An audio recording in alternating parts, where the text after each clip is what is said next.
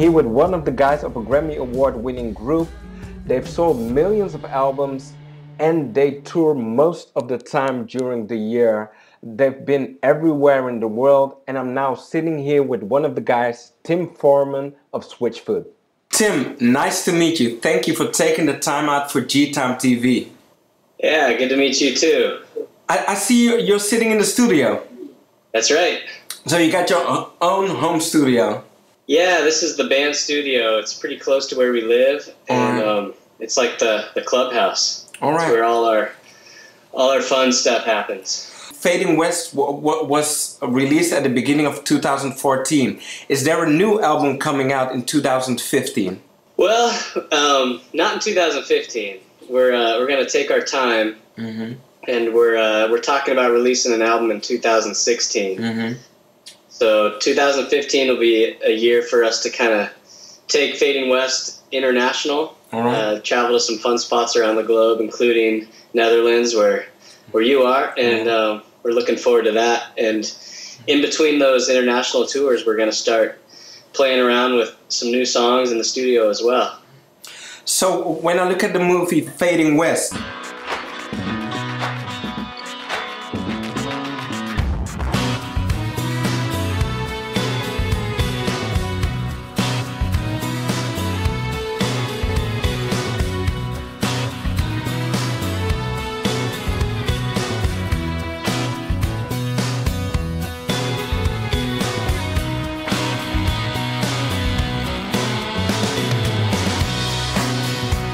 one of the things you say is one of the most difficult things is to be the same person on stage and at home. Yeah, I think that's a challenge for anyone, no matter whether they're on stage or not, is to be real and honest to who you feel like you're supposed to be, and to find who that is. But I think the stage magnifies that challenge, because we have this perception as a society that what happens on stage is somehow more important, which I don't believe is true. I think it's what happens when no one's watching that really defines who you are.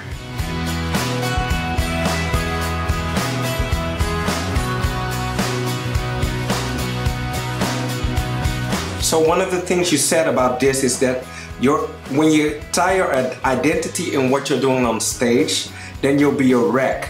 So where does your identity lie?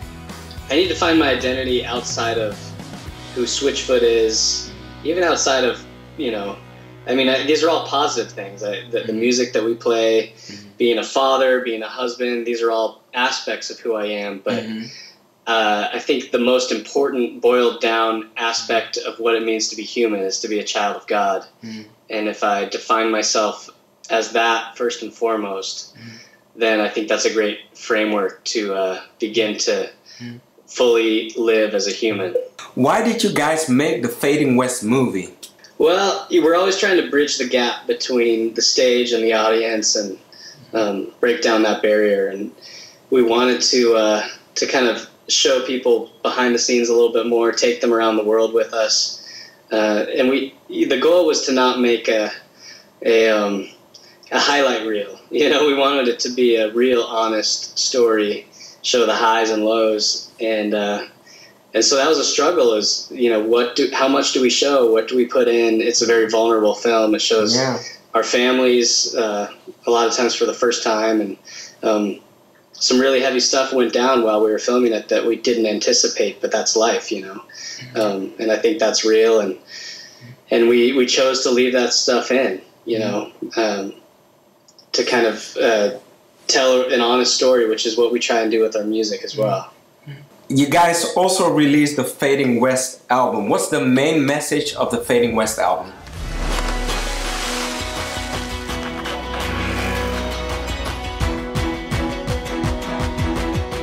Well, we wanted to make an album of hope, where you could. We wanted to surround people by the waves of the ocean, and to feel like they're coming out the other side, back through the salt and spray and into the sunlight. So you guys released the We Come Alive song. Can you explain the message of what you guys wanted to do with the song? Well, I think in life, particularly nowadays, we have a lot of things that are trying to suck the humanity out of us.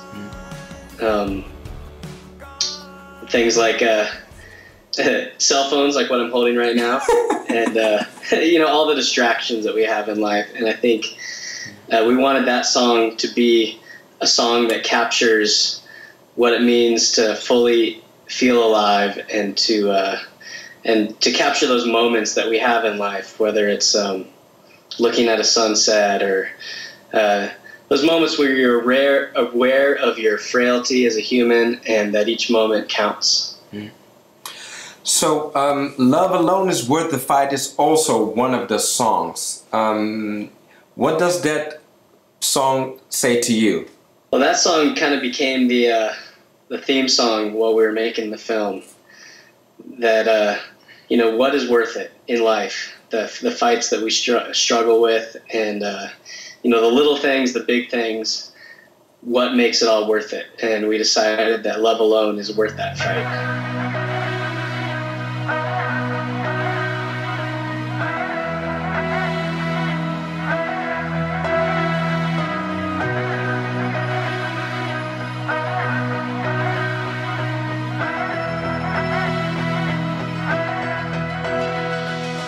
What's the most impressive story you heard about from a fan or someone who listened to your music that touched someone? What's the most impressive story? Wow, I don't think I could pick one, but that is one of the best things about what we do, is that we get to hear a lot of amazing stories and have conversations with people before and after the show, and talk about the journey that they're on and how our music has been a part of that journey, which is really humbling. I think some of the more impactful stories are often the more extreme ones, you know, where we've had kids come up to us and tell us that they wouldn't be alive if it wasn't for the fact that our song came on the radio, you know, as they were contemplating suicide. And that's heavy, you know. I think that's obviously much bigger than 5 guys from San Diego playing music, you know. It's very humbling to know that we're part of a bigger story, and it's a good reminder that this is, you know, whatever you do, whether it's rock and roll or fixing toilets or whatever it is, we're all part of a bigger story, you know, that's still being written.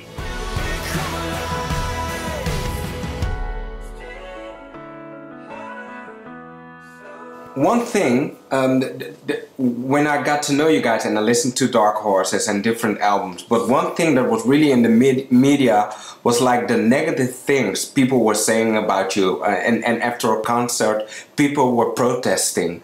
What does negative publicity or negative things that people say on social media and stuff do to you? Does it hurt you? What does it do to you guys?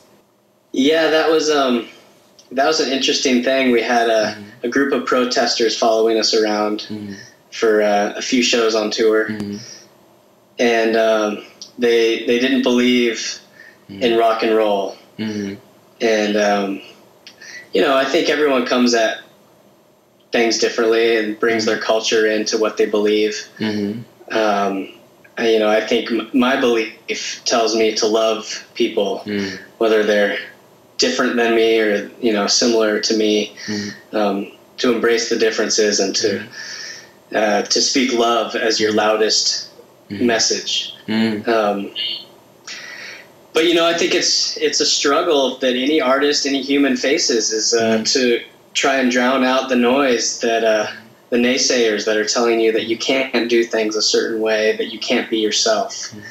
We have a song on the EP we just released that says, the hardest war to fight is a fight to be yourself in a world that's trying to turn you into someone else. And I think that resonates with me. Tonight, as far as what we play, exiting here, I want to play the card of love. That's the one card. So I don't care what they say, I don't care what they get in your face about. Just give them a hug, man. Give them a cup of coffee. See what you can find in common, you know? Well, thank you for being so transparent. Thank you for the interview and just taking the time out for us here at Gtime TV.